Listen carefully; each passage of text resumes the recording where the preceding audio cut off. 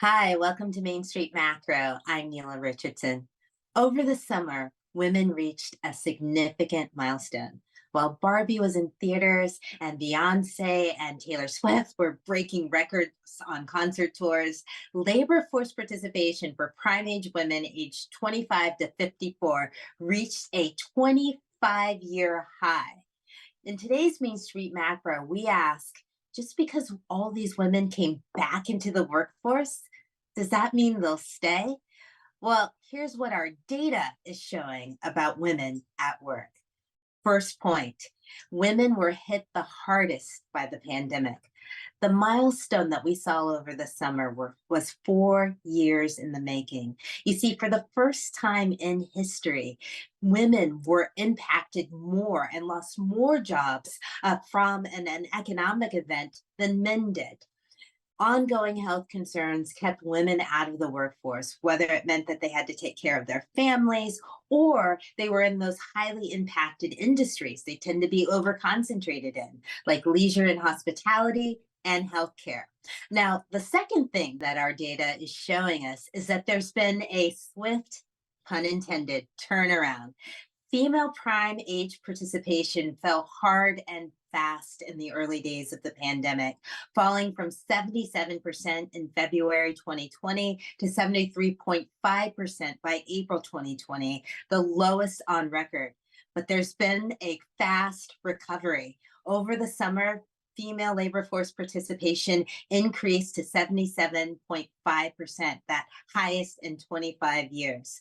Now, the third observation that the data is showing us is that women may be more likely to move on. After a summer that has been very hot for working women when it comes to going back into the workforce, data from the ADP Research Institute is showing that a new wave of departures may be underway. Now, we use payroll data on over 25 million US workers, and we dug into the number of hours worked. And what we saw is a downshift in labor market activity, particularly for women. In fact, in February of 2020, the typical woman worked about 35 hours a week. Fast forward 3 years later, as of September, the typical woman worked just 33 hours per week, a 2 hour difference. Now, for men, there's been no difference, 40 hours a week for this entire time.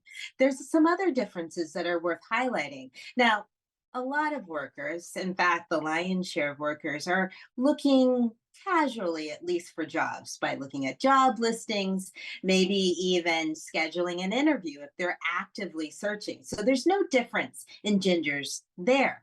But what is gender specific is the degree of motivation and commitment that men versus women have to their current employer. We see a big difference with men showing more commitment to their employer than women. Now, if you add that up with the data we have on labor market activity and the commitment, you see that even though women have come up and showed up in the world of work in droves, especially over the summer, there's still a question on whether they'll stay.